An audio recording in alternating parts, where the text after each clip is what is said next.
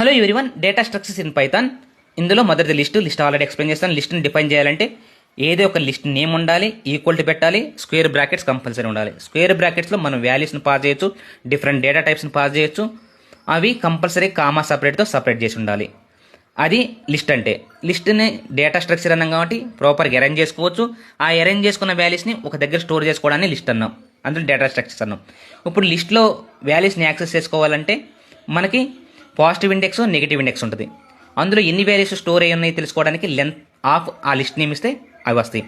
అది ఏ టైప్కి సంబంధించింది, లిస్టా, సెట్టా, టూపుల్ అది సంబంధించి తెలుసుకోవడానికి టైప్ ఆఫ్ ఆ ఏదైతే నేమ్ ఉందో ఆ లిస్ట్ నేమ్ ఇస్తే దాని యొక్క టైప్ వస్తుంది. కన్స్ట్రక్టర్ మీద అంటాం. ఒక న్యూ లిస్ట్ అనే నేమ్ ఇచ్చి ఈక్వల్ పెట్టి లిస్ట్ అనే నేమ్తో బ్రాకెట్ ఓపెన్ చేసి అక్కడ వాల్యూస్ని పాస్ చేసుకుంటే అది కన్స్ట్రక్టర్ మెథడ్ అవుతుంది.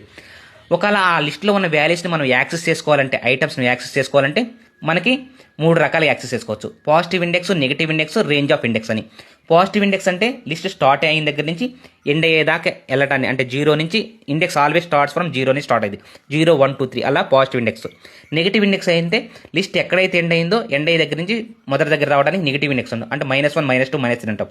రేంజ్ ఆఫ్ ఇండెక్స్ అంటే ఒక దగ్గర నుంచి ఇంకొక దగ్గర మధ్యలో ఎన్ని వాల్యూస్ ఉన్నాయో తెలుసుకోవడానికి. అంటే lower index colon upper index. Upper index always upper index -1 పెట్టాలన్నమాట. ఇలా యాక్సెస్ చేసుకోవచ్చు. నేను ఎగ్జాంపుల్స్ కూడా ఇచ్చాను.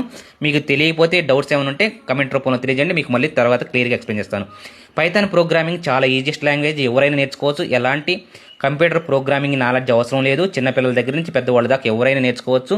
మీకు ఎలాంటి డౌట్స్ ఉన్నా కానీ కమెంట్ రూపంలో తెలియజేయండి, నేను ఎక్స్ప్లెయిన్ చేస్తాను క్లియర్గా.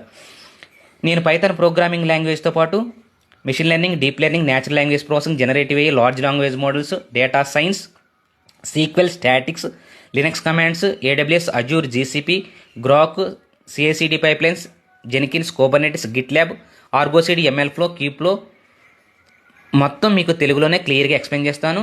మీ ఏజెంటిక్ AI ఫ్రేమ్వర్క్స్ కూడా మీకు ఎక్స్ప్లెయిన్ చేస్తాను. మీరు నేర్చుకోవాలనుకుంటే కమెంట్ రూపంలో చెప్పండి, మీకు మొత్తం తెలుగులోనే క్లియర్గా ఎక్స్ప్లెయిన్ చేస్తాను. ఈ ఛానల్లో కంటెంట్ కనుక నచ్చితే లైక్ చేయండి, షేర్ చేయండి, మరింత మందికి వీడియోని ఫార్వర్డ్ చేయండి. Thank you. Signing off.